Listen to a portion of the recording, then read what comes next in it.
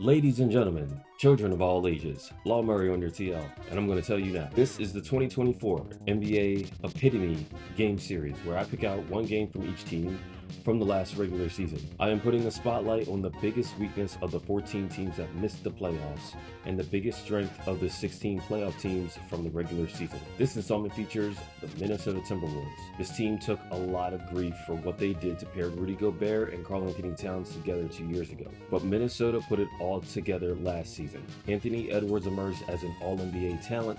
Towns made it back to the All-Star game. Gobert won Defensive Player of the Year for the first time in 3 years.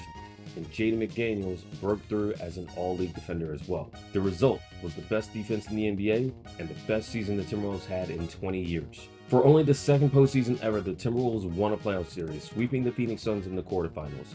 Then the Timberwolves completed the largest Game 7 comeback ever, eliminating the defending champion Nuggets in Denver despite trailing by 20 points. Perhaps that series took too much out of the Timberwolves, as their late game offense put them in a 3-0 hole against the Mavericks in the Western Conference Finals, ending in a gentleman's sweep. The epitome game for Minnesota came at home against the Nets on the second night of a back-to-back. This game was featured earlier in the series due to Brooklyn's woeful shot making, but it was an example of how the Timberwolves defense was more than just Gobert, who did not play in this game due to a sprained ankle. Minnesota yielded the most mid-range field goal attempts of any defense in the league. I bet they're happy with that because it means that you're not allowing shots in the paint and you're not allowing threes. Nasri gets a block here, and Anthony Edwards, he gets on the fast break and he winds up scoring. Anthony Edwards was third in the league in total fast break points last season, behind only Giannis Antetokounmpo and LeBron James. This is a tough spot for the Minnesota defense. Dennis Schroeder gets Karl-Anthony Towns on a switch. Towns drops back far enough for Dennis Schroeder to get a clean look, and then a spectacular rebound by Dorian Finney-Smith around Jaden McDaniels. But the extra effort, a swarming defense, Nickeil Alexander-Walker blocks Dorian Finney-Smith's second chance scoring opportunity out of bounds. Now, earlier in the game, you saw Dennis Schroeder pull up for three with Karl-Anthony Towns dropping back. Well, this time, Dennis Schroeder uses Karl-Anthony Towns' aggressive closeout against him, drives on it, but Karl-Anthony Towns is able to recover, block the shot, and allow Naz Reid to get a rebound that starts a fast break.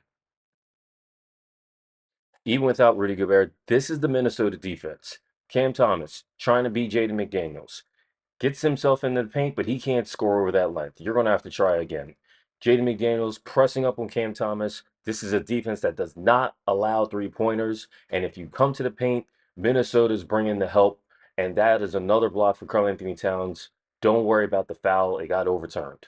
Despite the Nets attempting 20 more field goals than Minnesota in this game, the Timberwolves defense held the Nets to 86 points on 104 shots, a 33.7% mark. No team allowed fewer points per game than Minnesota, and no team held opponents to a lower field goal percentage overall. The starting lineup returns for the Timberwolves next season, along with Sixth Man of the Year Naz Reid.